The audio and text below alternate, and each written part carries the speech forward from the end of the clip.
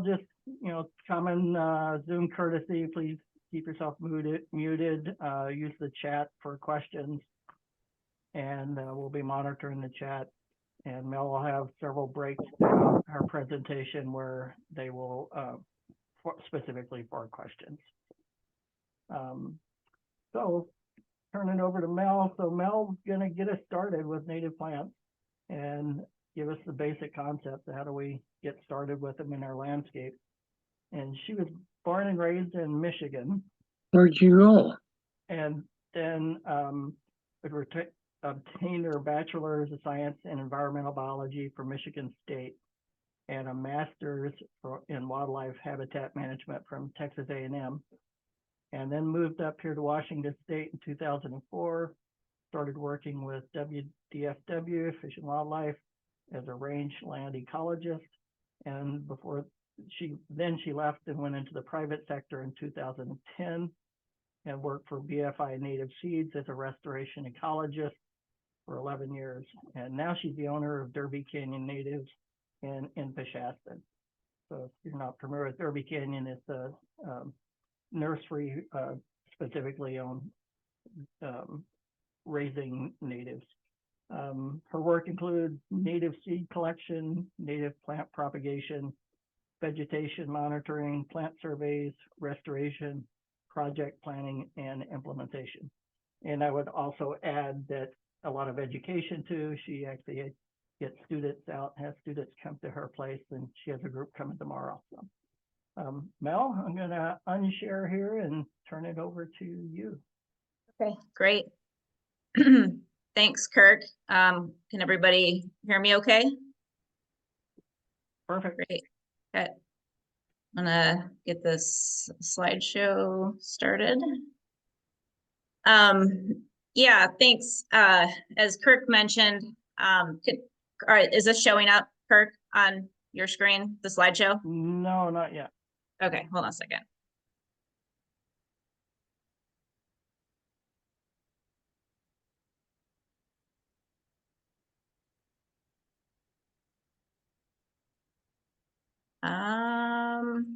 It did earlier. Yeah. I've got my video shared.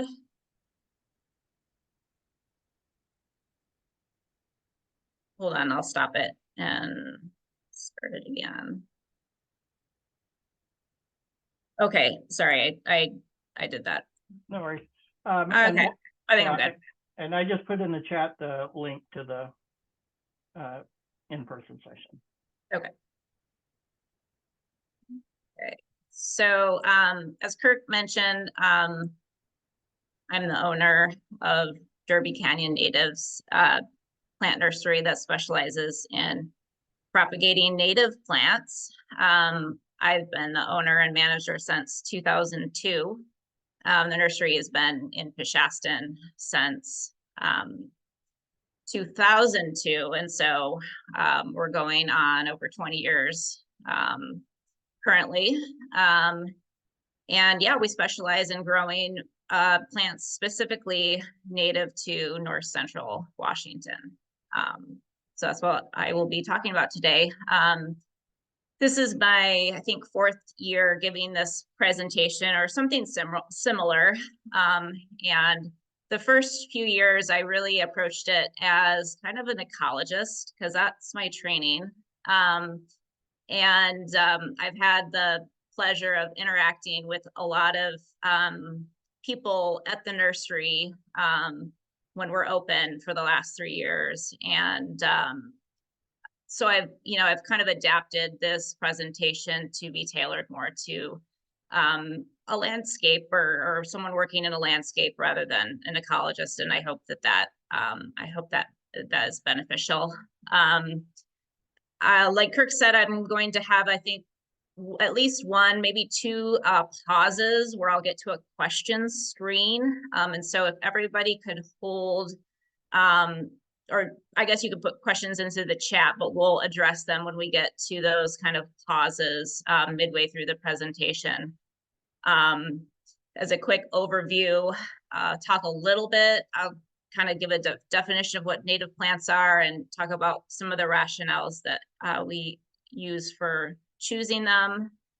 And then I'm going to really give some practical recommendations for native plants for kind of easy to maintain, kind of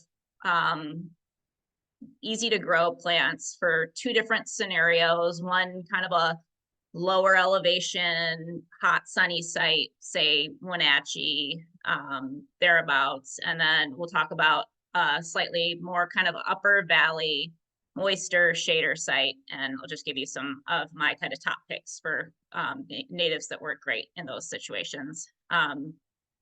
We'll dive a little bit into the logistics of how to plant or seed, and then talk about maintenance, because with natives, it's going to be a little different than with your traditional, garden or ornamentals. So something to keep in mind. So what are native plants? NRCS defines native plants as a plant that is a part of the balance of nature that is developed over hundreds or thousands of years in a particular region. The region is critical. Native is a very regionally or geographically specific term.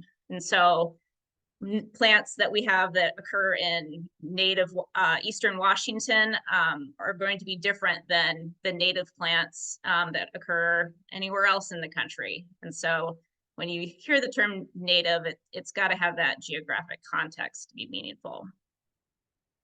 In our area, we have a huge diversity of native plants, and they grow in a bunch of different habitat types.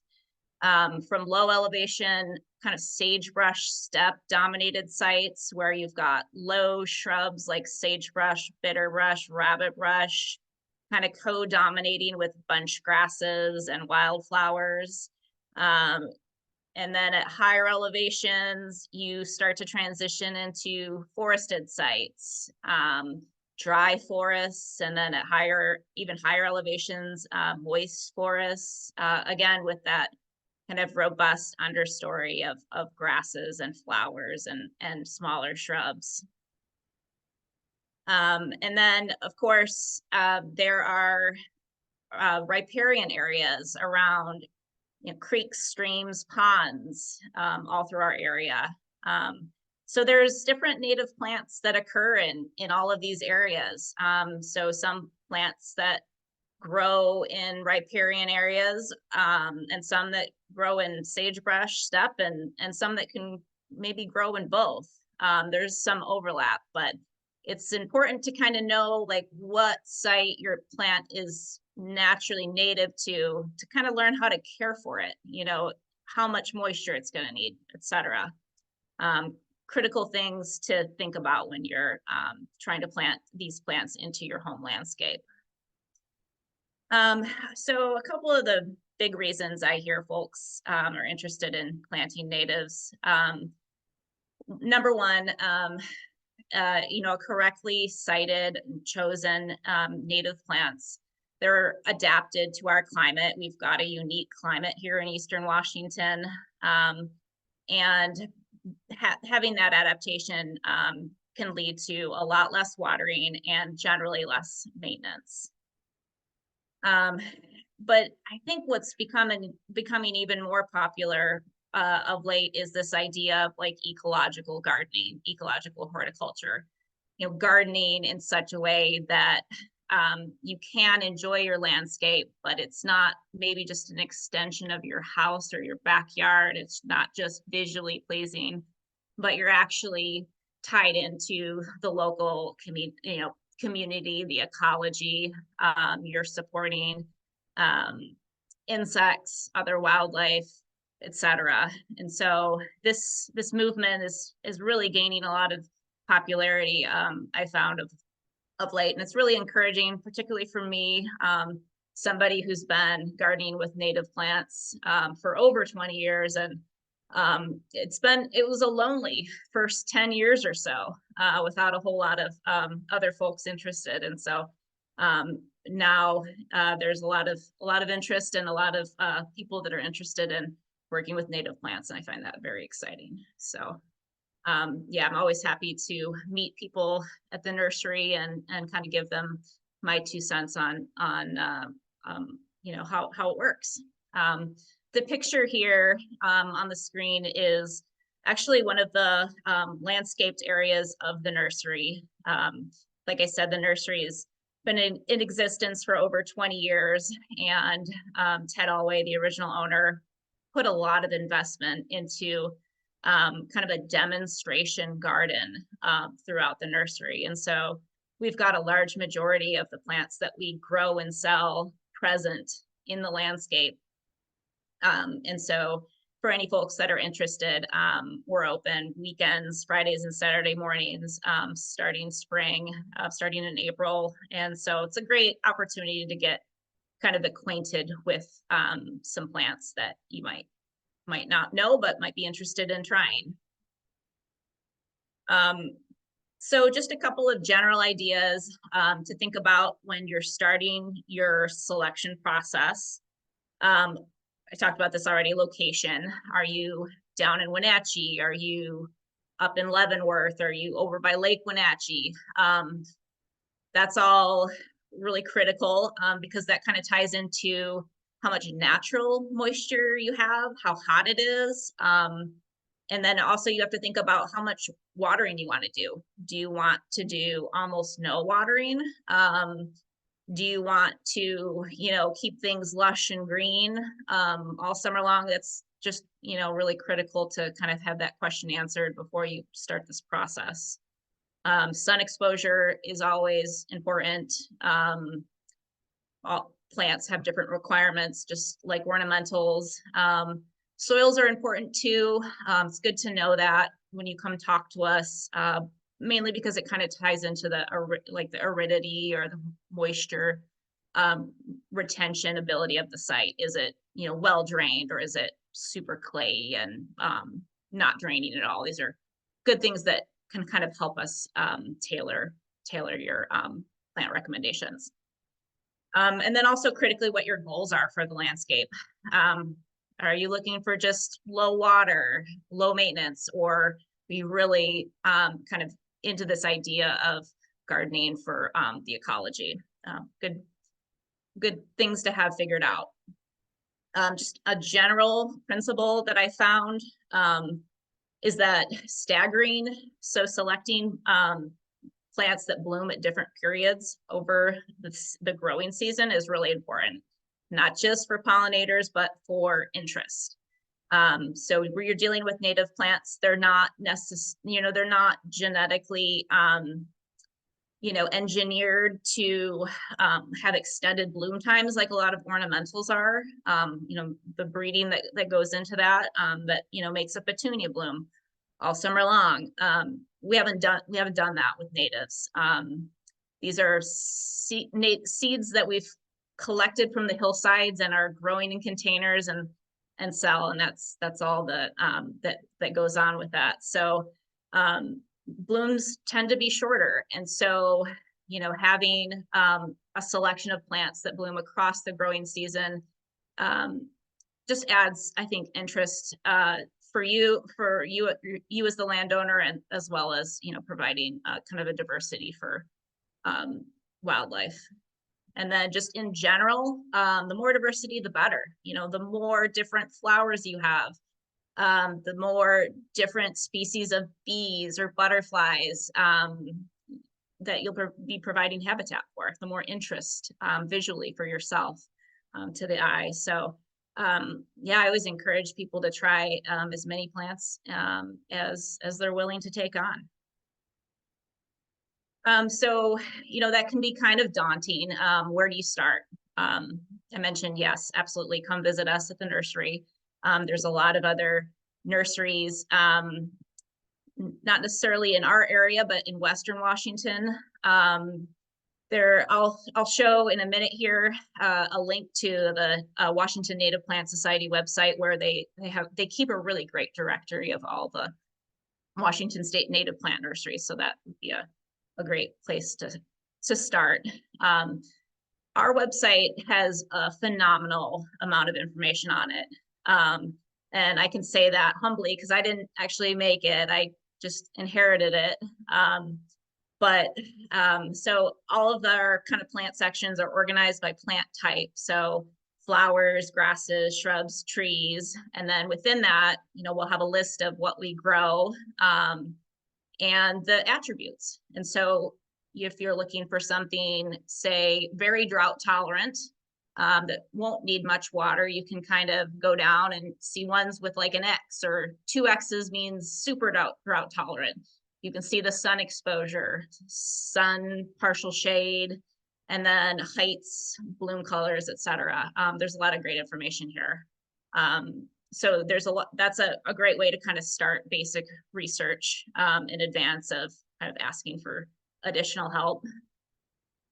We also have several lists on the website that just kind of detail and list out plants for specific habitat purposes, like seeds for birds or berries, or particular list is nectar plants for butterflies. So these are all lists that the former owner, Ted Elway, kind of put together based on his research. That is another good place to start if you're interested in creating a butterfly garden.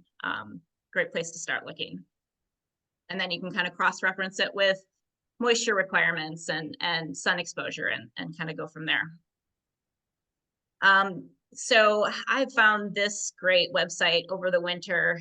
This is a website that is the National Wildlife Federation, so nwf.org. And they've put together kind of this list of kind of like regionally like superstar species for wildlife. And so you can look up kind of your ecoregion. I've got the kind of the northwestern forested mountains ecoregion list here. Just, kind of scrolling through that, you can kind of see, oh, well, at the top of the list, there's some choke cherry, and that is a caterpillar host for over 200 species of caterpillars. You can kind of scroll through the list and see, which plant species provide the most benefit for the most diversity of wildlife. It's a really neat list. Highly recommend if you guys are into the wildlife habitat component of this, take a look. And so it's going to be a bit of a gear switch here. I'm going to kind of dive in and kind of detail 2 different plant palettes, a dry sunny site, and a kind of a upper valley, more shade, more moist site, and just give you my top picks for easy gateway type native plants to include in your landscape. This is by no means an exhaustive list. We grow over 160 plants at Derby Canyon, and so I'll be talking about a dozen or 2. But again, these are just ones that are easy to grow, and they're generally pretty available from us. They're not a specialty plant that's fussy or that we tend to sell out of very quickly. So purple sage, I'm thinking of you right now. Okay, so starting off with that kind of low elevation, hot, sunny site. Yeah, I mean, this isn't a site where trees naturally grow, really, but with extra water, we've found Douglas maple to be just an incredibly resilient, drought and heat tolerant tree. It's going to need some water to persist still, but it's just a beautiful, kind of compact, small maple. I've read that it can get up to 30 feet. The one at the nursery here that's over 20 years old is about 15 feet and about 10 feet wide. Douglas maple can grow as kind of a shrubby tree, or you can prune it like the picture here to be more kind of like a tree form, but very compact. So a great maple, kind of a small maple for the landscape, for a small landscape in particular. I love Schooler's willow. It is my favorite, one of my favorite plants. Right now at the nursery, it's in bloom. It's the first week of March. It provides such a critical early season pollen source for any of the pollinators that are brave enough to be active right now. and it doesn't have leaves, but it's got those beautiful pussy willow type willow flowers. It's an upland willow, so it doesn't have that kind of aggressive spreading root system that a lot of riparian willows do. But it's still fast growing. It's going to need a little bit of water, but really easy and really great, possibilities for using it as like a border for screening. That's my old house in Soap Lake. I had, I think, about 40 of these all the way around the border of my yard, and it was just beautiful. Probably one of our most favorite, like customer favorite plants is serviceberry. I'm sure y'all are familiar with this. Serviceberry can get, up to about 20 feet, I've read, but it looks to me like typically like 12 to 15 feet. And it's typically kind of roundish to maybe a little columnar. I've seen them trained to be tree form or tree-like, but without a lot of pruning, you're going to get a lot of stems from the base, and it's going to be kind of more like a shrub. But beautiful blueberries, choice edible. My kids love them. I think they don't taste like a whole lot, but it's a you do you situation. It's just a really easy and adaptable plant. It does well in full sun. It does tolerate quite a bit of shade too, and pretty drought tolerant once it's established. And then mock orange, I think some folks like Betsy might disagree with me on this, but I just love mock orange for how quickly it can grow. It's one of the most drought tolerant large shrubs that we have, but the one at the nursery here that's not really getting any extra moisture probably grows like 2 feet a year, 2.5, 3 feet a year. So for its drought tolerance, it grows quickly, and so it's a really great border as well. It does actually have like that orange blossom smell when it is in bloom, and the whole plant will just be covered in these white blossoms. Fortunately, it's kind of a short-lived show, but it is pretty spectacular. And then we're kind of working on down trees, large shrubs, down to medium-sized shrubs. Currants are super popular and easy. Golden currant is one of my favorites. It's just so easy to water and grow, and it looks great in a landscape. 4 to 6 feet high, 4 to 6 feet tall, kind of depending on how much moisture and sun it gets. And these just tend to look kind of like a big round ball. So yeah, they'll be great in kind of a large corner, an area where you've got a large area to work in. Again, a really early season blooming species, probably going to be blooming within the next I'd say a few weeks, and then the blooms kind of transition into the currants, which are edible. I hear. I've never tried, but birds definitely enjoy them. So I think one of my favorite small shrubs is gray rabbit brush. There's also green rabbit brush.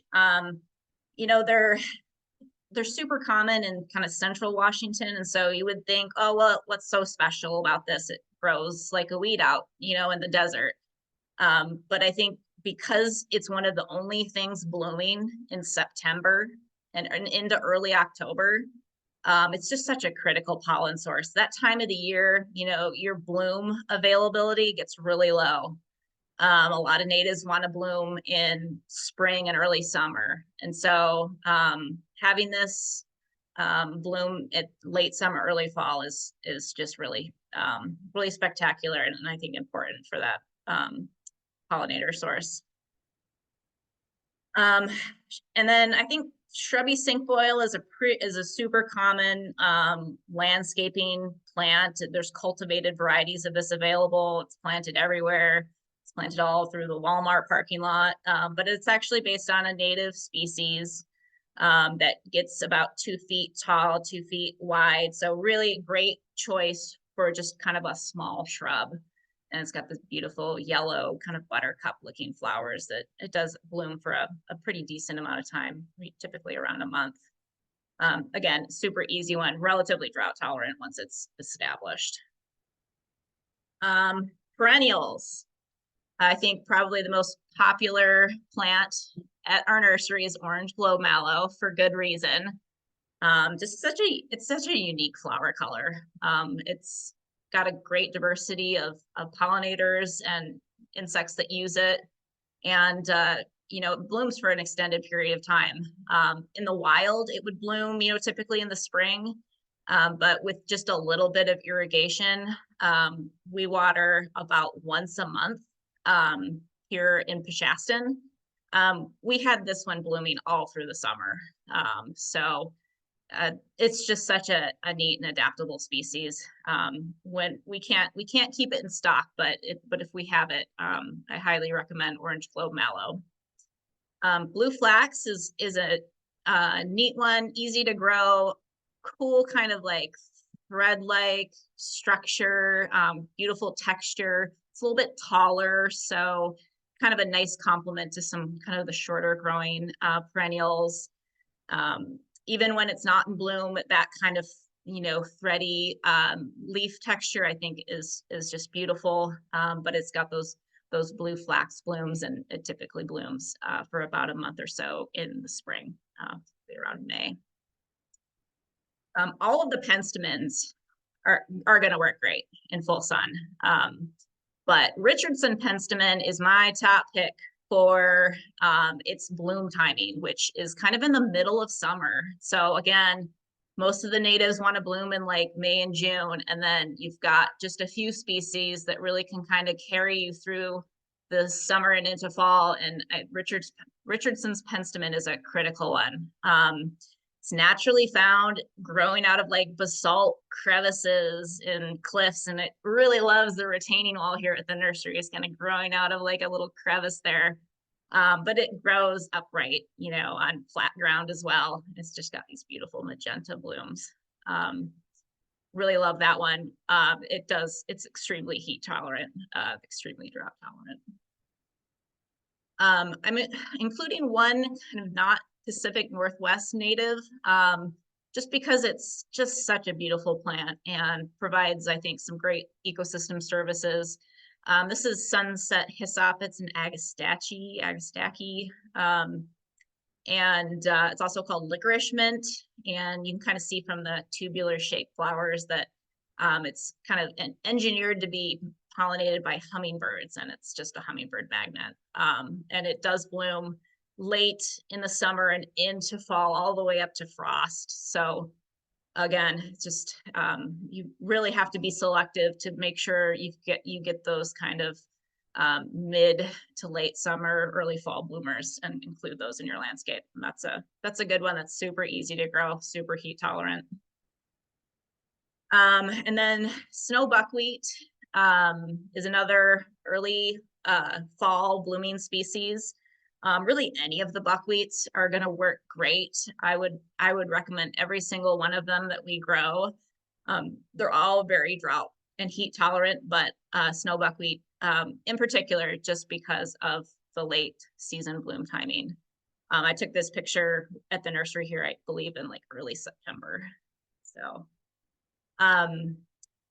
fleabane daisies, there's a diversity of them, from linear leaf to thread leaf.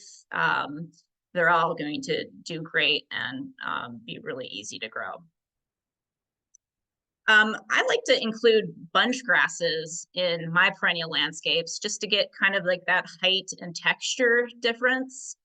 Bunch grasses like blue bunch wheatgrass are, you know, it occurs all throughout the state. It's completely drought tolerant in areas that, you know, get less than 6 inches of rain annually, 6 inches of precip. So extremely adapted to drought. I think, you know, from what I've understood from other folks, that, you know, most of these grasses they're adapted to kind of going dormant in the middle of summer. And And so if you don't want your plants to go dormant and you want to keep them green enough to, you know, pose less of a fire risk and be a little bit more, you know, green and vibrant, a little bit of light watering will kind of carry them through the summer and help them maintain their greenness. Again, we water at the nursery about once a month for like, you know, fully established plants. And that seems to be enough to, at least in Peshastin, to keep things vibrant. It might be once every 2 weeks. And if you're in Wenatchee and it's hotter and drier and you're, you know, on a sandy site, that's very well drained. So there's going to be some differences there. But anyway, I think bunch grasses are a beautiful thing to include in any landscape. So I think, Betsy, your talk is next week, correct? She's going to be really diving into a lot of the native annuals that are available to use in home landscapes. And I think they're really important for a couple of different reasons. You know, when you're first establishing a garden and plants are small and they're not using up a whole lot of space, annuals can be a great way to provide some interest and also to provide, you know, that competition with weeds that might want to blow in when your plants are still young and getting established.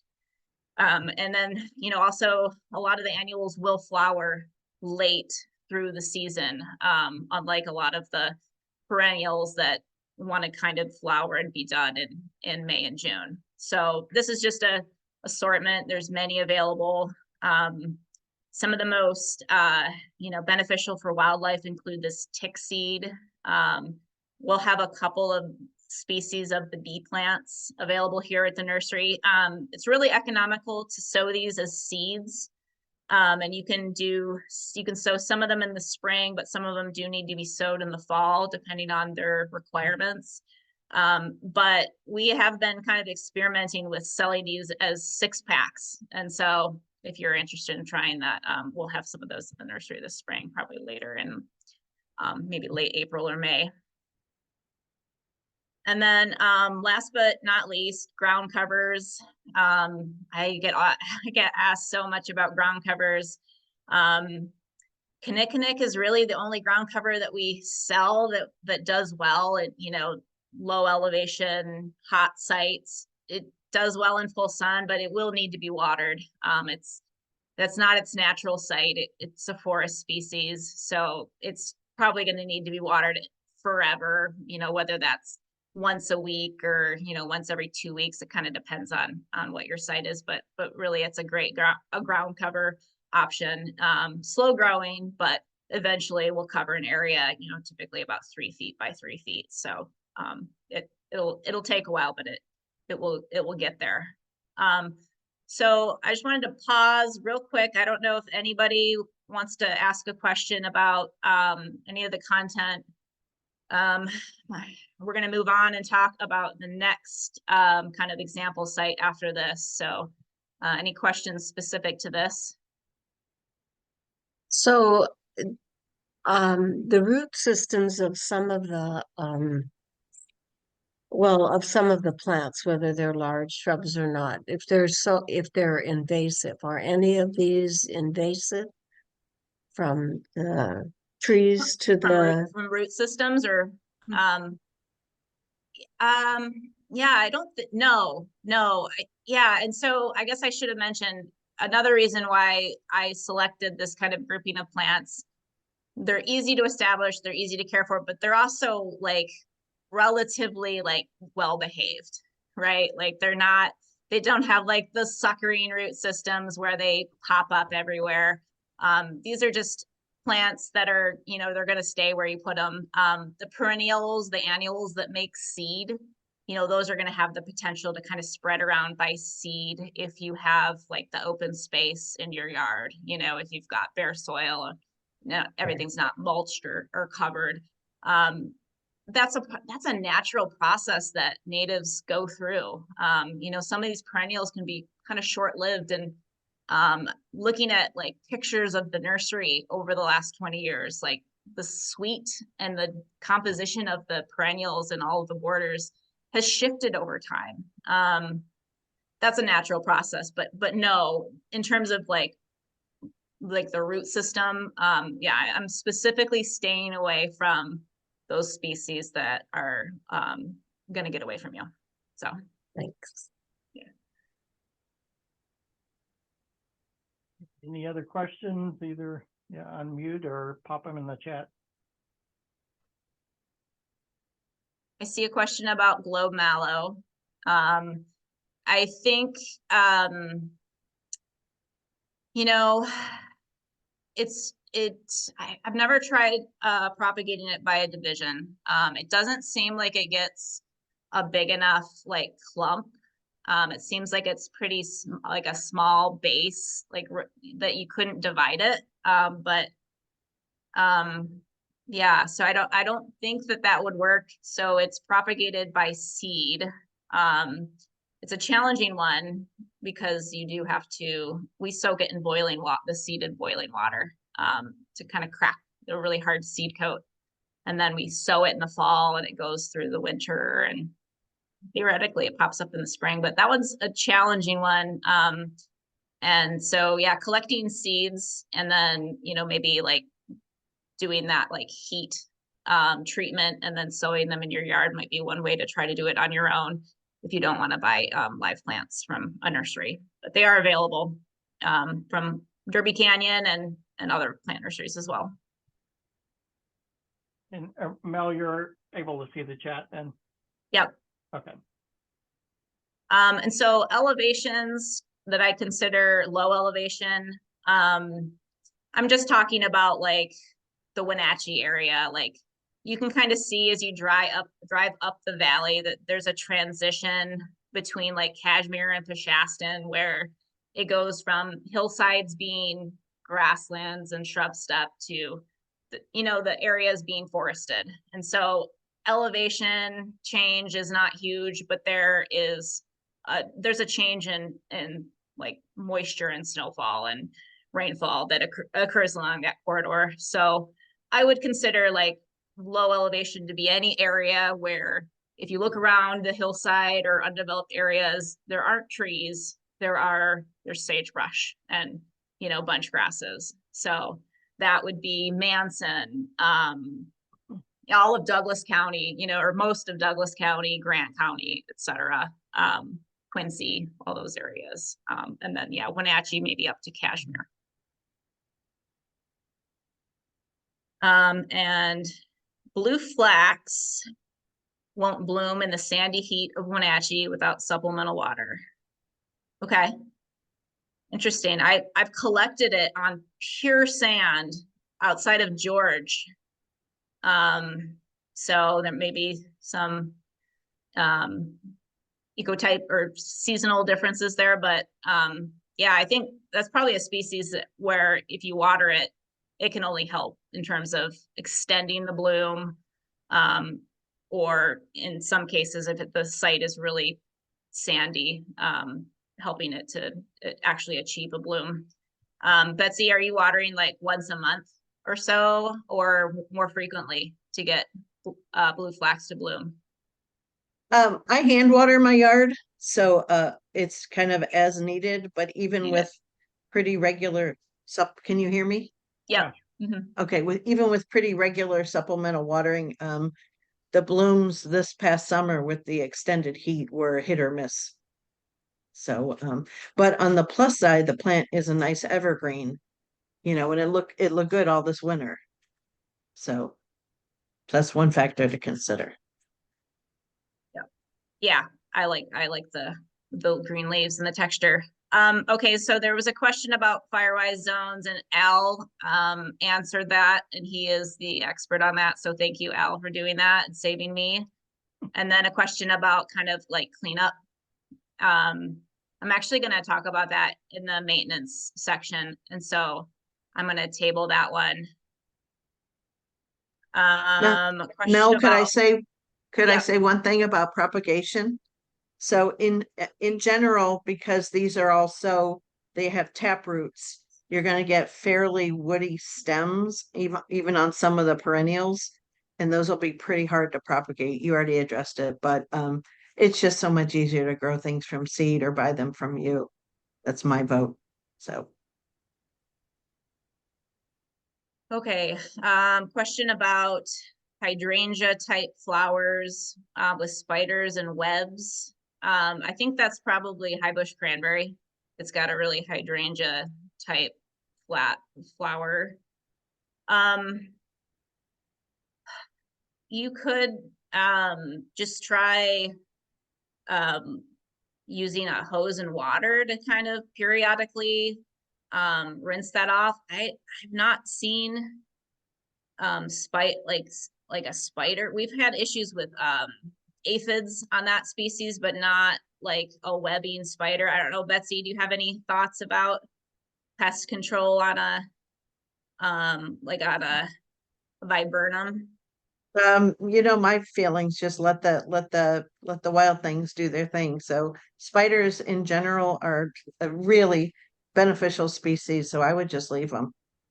But that's how I do it. Okay, and then I see a question about shady plants. You're just about to hear about 20 minutes of content. Oh, no, sorry, 10 minutes of content on that. So I'm going to table that one. Blazing Star. Blazing Star is an annual, I believe. So it's going to be grown by seed. I have, yeah, I've never intentionally collected it. I've collected it by walking past it and it getting stuck to my pants, and then never being able to get them off. But I've never tried to grow that one. I think as most annuals are relatively easy to grow from seed because that's their whole strategy for reproduction. So if they can't be grown from seed, then they're just not going to persist. So I would suggest, yeah, harvesting some seeds. It's got kind of like a capsule that will kind of open up when it's ready. And so, yeah, I think I would definitely give that a try. I think that would be a really fun one. As long as you could put it in an area of your yard that you don't have to walk through frequently. And then Dawn, another question about the leaves. My email address is going to be posted at the end of the talk, and so let's table that discussion. Email me some pictures, and we can discuss further. Okay, so moving on to talking about upper valley landscapes. So areas where, yeah, you've got, less full sun, you're kind of in a partial shade scenario. And I'm just going to give you some of my top picks for those landscapes. Big leaf maple, for trees. I love big leaf maple. We've got a beautiful one here at the nursery. Have read that it can get up to 75 feet, and I've seen it pretty tall in forested sites that are really moist, but seems like our maple is kind of topping off at about 25 feet. You can kind of select multiple trunks to make it as wide, or maybe trim it down to one trunk and have it be narrow. But just the beautiful, like, huge leaves on this are just so fun. And relatively easy. The ones that we have in the nursery seem like they're very no pests that we encounter on a lot of other species seem to do well on big leaf. They just seem like they're a pretty low maintenance species to grow. And then I do love vine maple for shadier sites. It grows a little differently in like full shade versus full sun. This picture here is obviously full sun. It will be spindlier, narrower, shorter in shade. But just the beautiful kind of vibrant scarlet fall color that you get from vine maples is just beautiful, a beautiful addition to a landscape. Schooler's willow does great in sun, partial shade as well as full sun. So there's just no reason not to plant Schooler's willow.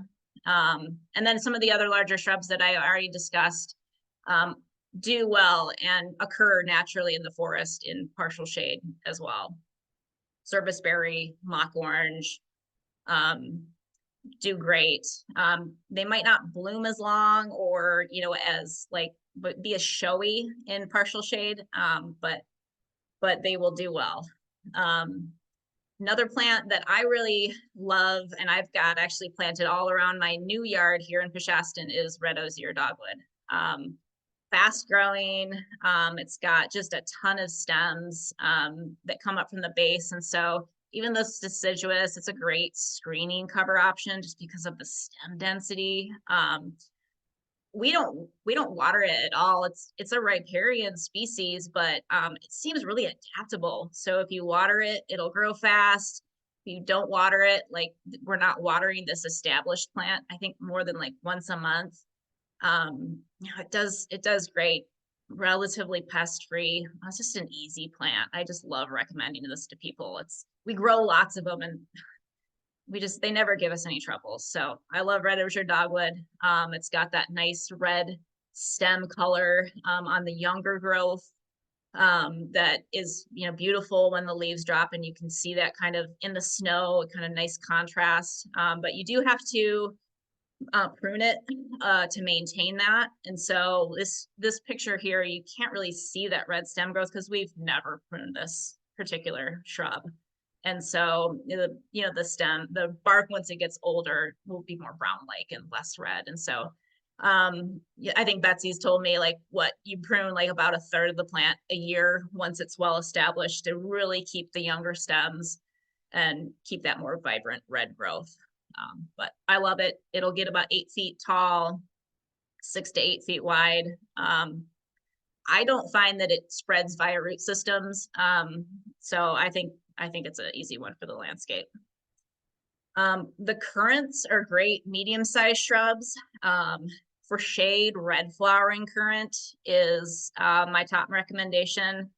I probably get asked more about this species than any other. The flowers are just gorgeous. The hummingbirds, the bumblebees, it gets visited by all sorts of critters. It's just amazing. And I've seen it bloom for over a month, you know, be this beautiful showy pink shrub. So I've been trying to increase my inventory of this, but it's hard to do because they keep selling when they're very small. And so I don't have a chance to grow them to be bigger. So anyway, love that one. Golden currant's a great option too. I wouldn't do wax currant, it likes full sun, but golden and red flowering are good in partial shade.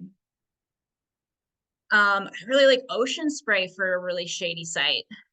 It's a, you know, kind of a medium to smaller size shrub. Beautiful creamy white plumes. It blooms a little later in the you know, kind of midsummer. So you get a little bit of that kind of nice summer flower interest. Beautiful leaves. It's deciduous, but it's really showy when it's in bloom. And high bush cranberry. This one needs a little bit of extra moisture, but it's got those beautiful white top blooms and the kind of the red berries that follow persist all the way into fall and into winter, and the birds eat them, and it's just beautiful winter interest. So I love that one. Pretty easy to grow. And snowberry, I'd say this is the one plant that I've mentioned that does have kind of a creeping root system. I haven't found it to be super aggressive, but it will do that. It will kind of form a hedge, but amazing wildlife benefits, the berries that are produced. It's nice and short. It'll typically stay 3 feet tall, does great in partial shade. So if you're looking for a smaller shrub in a shadier site, this would be definitely my top recommendation. Lots of great perennials do well in partial shade. Moister sites, the penstemons.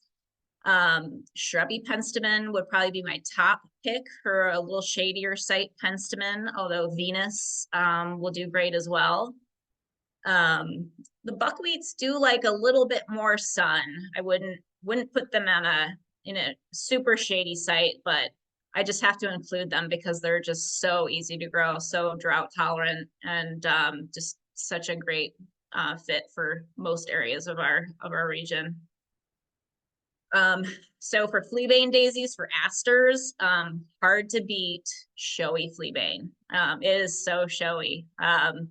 It does have a kind of a nice extended bloom time, does great in full sun, partial shade, really adaptable and drought tolerant. Same thing with blanket flower. This is blanket flower on the left, and the showy fleabane is the purple aster on the right, and then you've got the orange globe mallow in between. Both of these plants are going to be blooming in the kind of, I think this picture was probably taken in May or early June, so kind of early season bloomers. And so I'm not sure, I think I lost my picture for leafy bract aster. Apologies for that.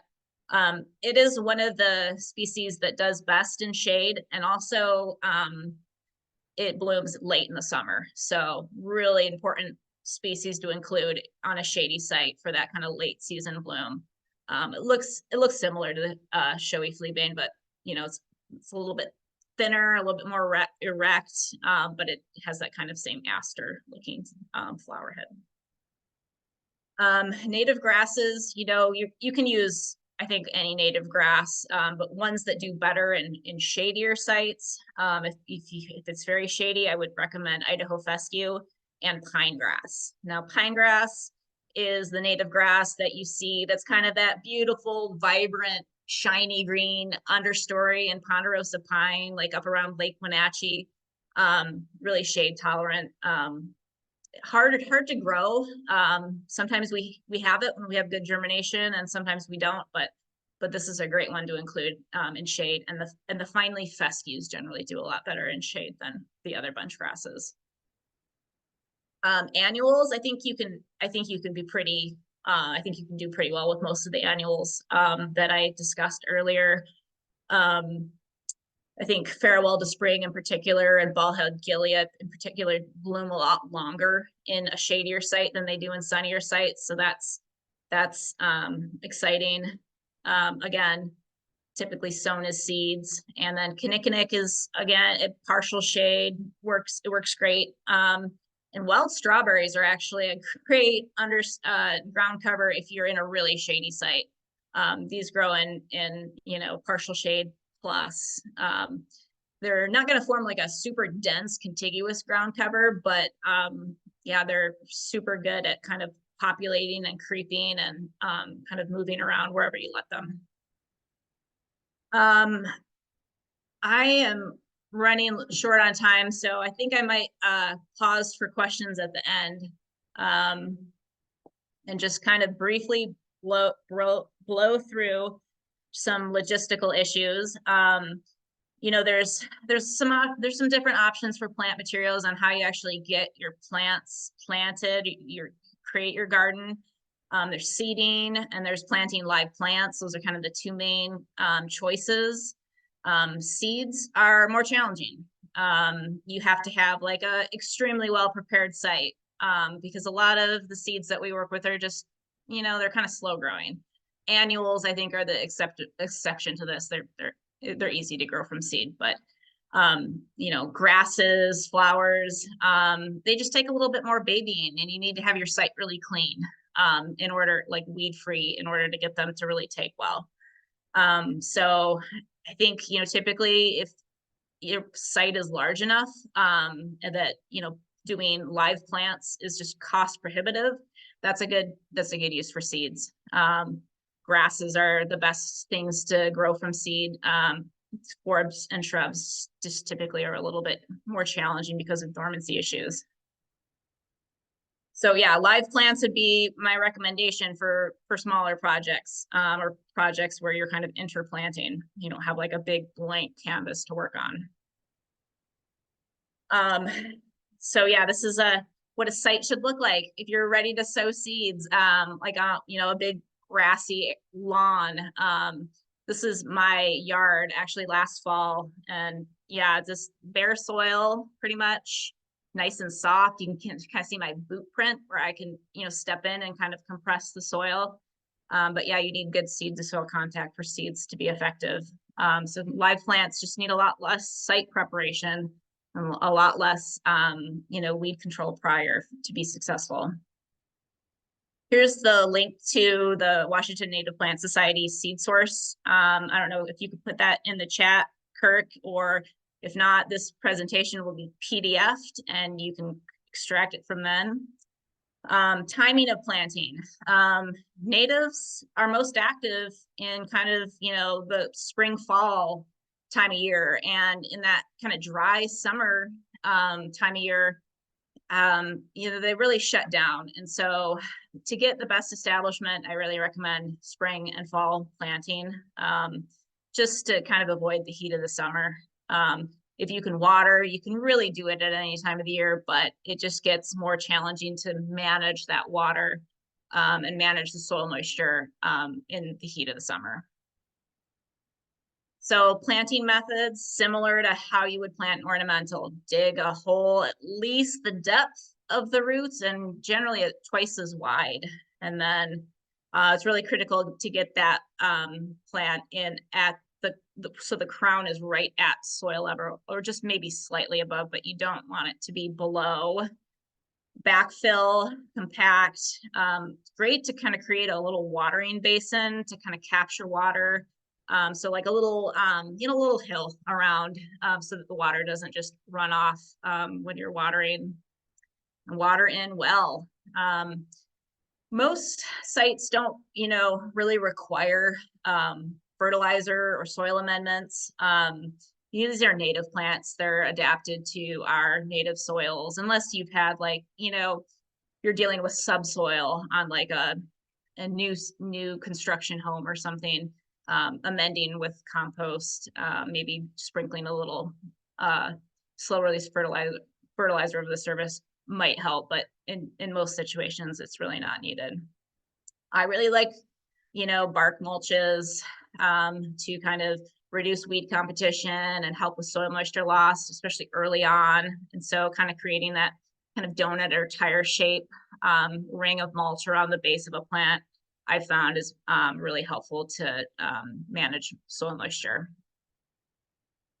Sheet mulches, you see a lot of people using like cardboard or landscape fabric, but don't do it. It's going to really deprive your soil of oxygen over time, and you're just not going to have a healthy soil life. So if you can avoid doing it, I know seems like it'd be less maintenance, but sometimes in the long run, it actually causes more because weeding on top of it can become quite a program. So unfortunately, natives deer like to eat native plants sometimes just as much as ornamentals. And so if you've got heavy deer browse pressure in your area, I don't know how visible it is, but these plants are kind of enclosed in cages or, fencing out. It's going to be required to the same extent as many ornamentals. It's just if there's heavy deer browse pressure, I found that they will eat anything. And even if it's a plant that's like, less deer preferred, there's not much stopping them if it's really high deer browse pressure. Irrigation is always best done by drip if you can make that work. I just, this in this picture below, you can kind of see where from this tubing, it's, this small concentrated area that's being watered right at the base of the plant. And that's just ideal. Broadcast sprinklers are easy and fast to set up, but they water everything. And so you're creating maintenance issues for yourself by watering a lot of other potentially weeds in addition to your plants. And so drip irrigation is great if you can afford to get it set up. So the first, year or so that you've got your plants in the ground, even if they're really drought tolerant plants, you need to get them watered to get them established. So yeah, 2 growing seasons, and yeah, making sure they don't dry out. And so that's like, regularly monitoring your soil moisture, just going out and digging down a little bit at the base of the plant, and then you'll kind of get the feel for it. Do they need to be watered every 5 days? Do they need to be watered every week? And it's going to change seasonally, of course, but there isn't just a quick formula that I can give you to tell you how many days a week to water. Unfortunately, it's really going to depend on your site and the environmental conditions at the time, how hot it is. So yeah, like I said, monitor that soil moisture, water, to keep the soil moist but not saturated around those plants. And then, after year 2, water as little as you can get away with. If you've got like these really drought tolerant shrub step plants, water them once a month, maybe once every 2 weeks, just enough to keep them green. But you don't need to water them 3 times a week once they're well established. If you planted a riparian plant, and you're in Wenatchee, that might need to be watered, 2 times a week. It just kind of depends on how much moisture that plant needs naturally. And just try to water as little as possible. I get asked a lot about pruning. It's funny to me because as an ecologist, we never cared about what the plant looked like as long as it survived. But pruning is a critical in the landscape. And I think I've come to the recommendation that, if, the plant, it has diseased or damaged or like crossing limbs, you should prune those right away. Do that anytime you see it. But try to hold off for several growing seasons after it's been planted to do like major structural changes to the tree. Like if you have a shrub and you want to make it more tree-like and you want to lop off, several limbs, wait until it's well established to do that. Ideally do it during the dormant season. So yeah, the 3 Ds: diseased, dead, damaged, that can be done at any time. Cutting back perennials, we had that question earlier. I think, the recommendation that I've read, and which is super general and does not apply to all insects at all, is to wait until the soil temperature is 50 degrees in the spring. I guess go stick a thermometer. I think you can look at Ag WeatherNet, and they have soil moisture probes where they actually test and monitor and display what soil moisture temperatures are doing. So that's one way, but that's a general recommendation. There's a lot of different like ground nesting bees that are emerging later than that. Cut them back as late as you can tolerate, and maybe don't cut them back at all. I love the idea of like keeping them there until they start to fall down and kind of degrade on their own. It's kind of changing this mindset that our yards have to be tidy, like our living rooms. We're kind of growing habitat here. It's not messy. It's habitat for wildlife. So I think kind of changing how you look at that, and it's going to take a while, but kind of changing how we all talk about it, I think is really important there. So wait as late as you can. If you do it at all, you don't need to. I think that's an aesthetic thing that humans have imposed on plants. So with that, I apologize for going over. I'll take any other questions. Here's my email address. Mel,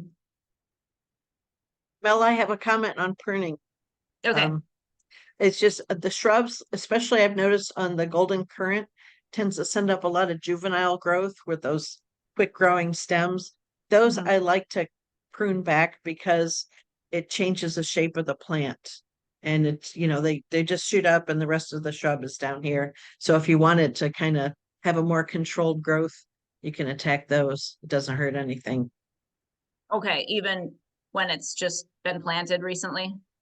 I did mine, I think probably 2 years after it had been planted because they were up to about 4 or 5 feet tall and the rest of the plant was a couple feet shorter. So it was really noticeable.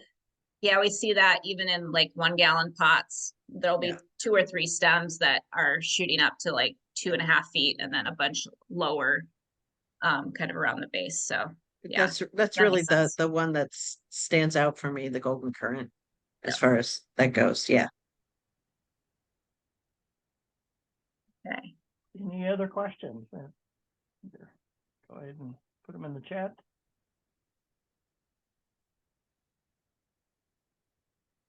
Mel, I might say one thing about pruning perennial herbaceous perennials. Uh, just in zone 1, within 5-10 feet from the house, I would try to keep them lean, clean, and green. And so those would be the only place that I would be concerned about getting rid of the dead vegetation. You know, by definition, a perennial dies all that above ground material annually. So if you can get rid of it close to the house, that's the important area. Yeah, thank you. That's a great point. You got it. So many considerations that we have to think about here in fire prone areas. So thanks for that, Al. And just to let everybody know, so Betsy's going to be our speaker next week, and Al will be the speaker. I think it's the 27th, the last week. So thank you too for jumping in on the chat and just now too. All right. Well, Mel, thank you very much, and everybody, thanks again for joining us. And so this was all recorded, and so I'll get it posted on YouTube and on our website. And Mel will get me a copy of the presentation as a PDF, and I'll send that out to everybody as well. So, and you're welcome to send me any questions in that email where you got the Zoom link. So, thanks again, and everybody have a good evening.